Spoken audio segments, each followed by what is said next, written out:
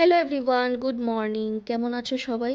মুগ্ধতা and me চ্যানেলের নতুন আরও একটি ব্লগে তোমাদের সবাইকে স্বাগত জানাই। আশা করছি যে যেখান থেকে আজকে আমার এই ভিডিওটি দেখছো তোমরা সবাই খুব খুব ভালো আছো, এমনকি আমরাও খুব ভালো আছি।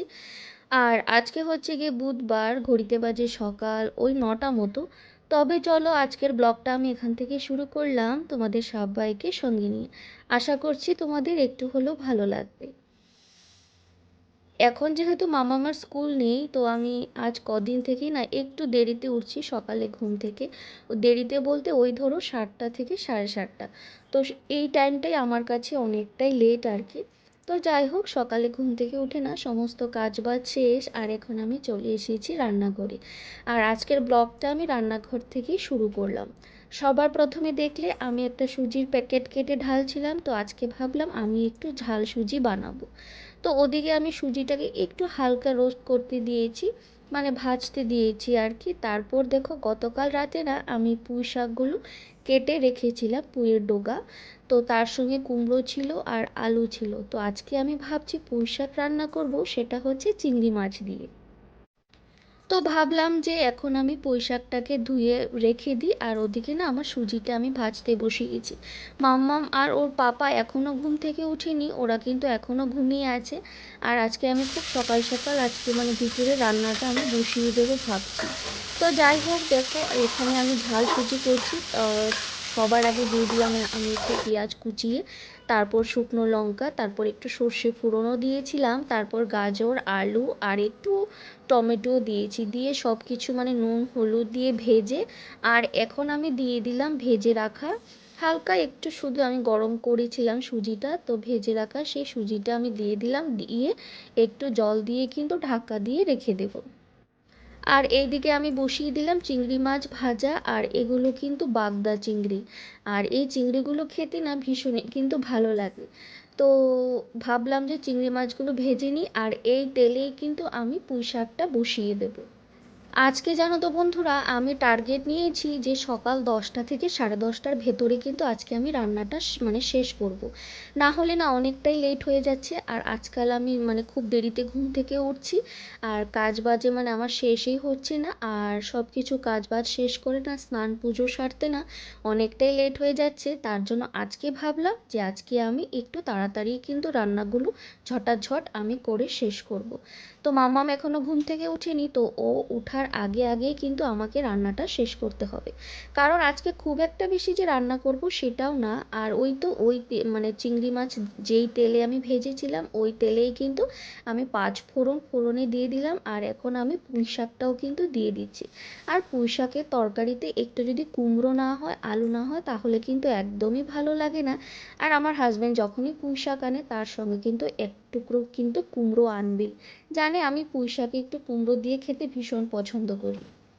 আর এই তো এতটা সবজি হয়েছে, আর কি বলবো, আর ছোট কড়াইটাতে না একদমই জায়গা হচ্ছিল না, তো আমি ভাবলাম যে খুব একটা বেশি মানে নাড়াচাড়া করব না, এমনি ঢাকা দিয়ে রেখে দিই, তারপর কিন্তু এমনিতেই হয়ে যাবে। আর এই তো দেখো আমার কিন্তু পুঁই শাকটা অলমোস্ট ডান, আর আমি একটু হালকা মশলাও কিন্তু দিয়েছিলাম। মানে কি মশলা দিয়েছি সেটা হচ্ছে জিরে আর লঙ্কা বাটা। আর পুঁই শাকের তরকারিতে কিন্তু তার চেয়ে বেশি খুব একটা মশলার কিন্তু প্রয়োজন পড়ে না। আর এই যে দেখো আমি কিন্তু কয়েকটা চিংড়ি মাছও ওখানে ফেলে দিলাম, আর এখন আমি একটু হালকা আহ, মানে কয়েক দানা চিনি দেব, দিয়ে একটু ঢাকা দিয়ে রেখে দেবো। আর এই তো আমার কিন্তু পুঁই শাকের তরকারি চিংড়ি মাছ দিয়ে একদম রেডি। আর বাকি যে কয়েকটা চিংড়ি মাছ ছিল সেটা কিন্তু মাম্মামের জন্য একটু তরকারি করব। মেয়ে আমার চিংড়ি মাছ খেতে ভীষণ পছন্দ করে, তো তার জন্য ভাবছি আজকে ওর জন্য শুধু আলু দিয়ে একটু চিংড়ি মাছের তরকারি একটু করে দেব। আর এখানে দেখো আমি একটু হালকা করে আলুটাকে ভেজে নিলাম, কারণ তার একটাই কারণ হচ্ছে এখানে আমি আজকে করব পেঁয়াজ কলি ভাজা। আর পেঁয়াজ কলি ভাজাতে না আমার একটু আলু না দিলে মানে ভালো লাগে না। আর পেঁয়াজ কলি আর আলু যদি আমি একসঙ্গে দিয়ে দিতাম, আর তাহলে কি হতো, পেঁয়াজ কলিটা ভাজা হয়ে যেত, আর আলুটা কিন্তু সেভাবে মানে নরম হতো না আর কি, মানে ভাজা হতো না। তো ভাবলাম আলুটাকে আমি একটু হালকা করে ভেজে নিলাম, তারপর কিন্তু আমি পেঁয়াজ কলিটা দিয়ে দিলাম, আর একটা আমি কাঁচা লঙ্কা কেটে দেব।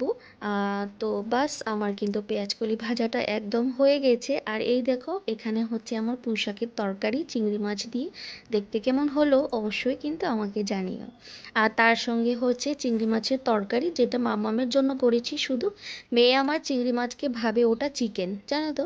আর এখানে হচ্ছে আলু আর পেঁয়াজ কলি ভাজা। আর ঘড়িতে বাজে কিন্তু এখন ওই সকাল 10:30 মতো। আর আমার কিন্তু দুপুরে রান্নাবান্না একদমই কমপ্লিট। আর এই তো সকালে যে ব্রেকফাস্ট বানিয়েছিলাম সেটা কিন্তু এখনও খাওয়া হয়নি, ঘড়িতে বললাম এখনও 10:30। তবে চলো এখন আমি ব্রেকফাস্টটা কমপ্লিট করি। মাম্মাম কিন্তু ঘুম থেকে উঠে গেছে, ওকেও আমি সকালের জলখাবারটা খাইয়ে দিয়েছি। আর এখন কিন্তু আমিও খেয়ে নিলাম। আর আজকে জানো তো ভাবলাম বন্ধুরা, যে যেহেতু সকাল সকাল আজকে আমার দুপুরে রান্নাবান্না কমপ্লিট, তাহলে চলো একটু না হয় একটু ত্বকের যত্ন নেওয়া যাক, একটু রূপচর্চা করা যাক। তো অন্যান্য দিন কি হয় বলো তো, এতটাই মানে কাজের চাপে থাকি যে এগুলো আর করাই যায় না। তো আজকে ভাবলাম যেহেতু হাতে আজকে আমার সময় আছে, তো চলো এই কাজটা করি নি। তো তার জন্য কি করলাম, আমি একটা বাটিতে অল্প একটু নিলাম বেসন, তার সঙ্গে নিলাম ঠান্ডা ঠান্ডা টক দই, যেহেতু দইয়ের প্যাকেটটা আমার ফ্রিজে ছিল তো তার জন্য একদমই ঠান্ডা ছিল। আর তারপর দিলাম একটু হলুদ আর 1 চামচ মধু। তো সব সব কিছু দিয়ে না একটু ভালো করে আমি একদম ভালো করে মাখিয়ে নেব, নেড়ে নেব। তারপর কিন্তু আমি মুখের উপরে অ্যাপ্লাই করব। এই মুহূর্তে তোমরা যারা যারা আমার এই ভিডিওর সঙ্গে জুড়ে আছো, তোমাদের সবাইকে অসংখ্য ধন্যবাদ। প্লিজ আমার ভিডিওটিতে একটি করে লাইক দিয়ে দিও। তোমাদের একটা লাইক আমার এই ভিডিওটি আরও অনেকের কাছে পৌঁছে দিতে সাহায্য করবে। আর তুমি যদি আজকে নতুন বন্ধু হয়ে থাকো, আজকে প্রথম দেখছো আমার এই ভিডিওটি, তাহলে আমি বলবো ছেড়ে যাওয়ার আগে আমার এই ছোট্ট চ্যানেলটিকে সাবস্ক্রাইবও করে রাখতে পারো। আর যারা যারা অলরেডি এই কাজটা করে দিয়েছো তাদেরকে অসংখ্য ধন্যবাদ। আর এই তো চলো আমি এখন মুখের উপরে ওটা অ্যাপ্লাই করতে থাকি, তারপর কিন্তু তোমাদের সঙ্গে আবার দেখা হচ্ছে। আর এই তো বন্ধুরা স্নান সেরে চলে আসলাম পুজো দিতে, আর আমার কিন্তু পুজো দেওয়া হয়ে গেছে। আর এই মুহূর্তে আমি যে ভিডিওতে ভয়েস দিচ্ছি, সকালবেলা বাইরে কিন্তু প্রচণ্ড বৃষ্টি হচ্ছে। আশা করি তোমরা একটু একটু বৃষ্টির আওয়াজও কিন্তু পাবে।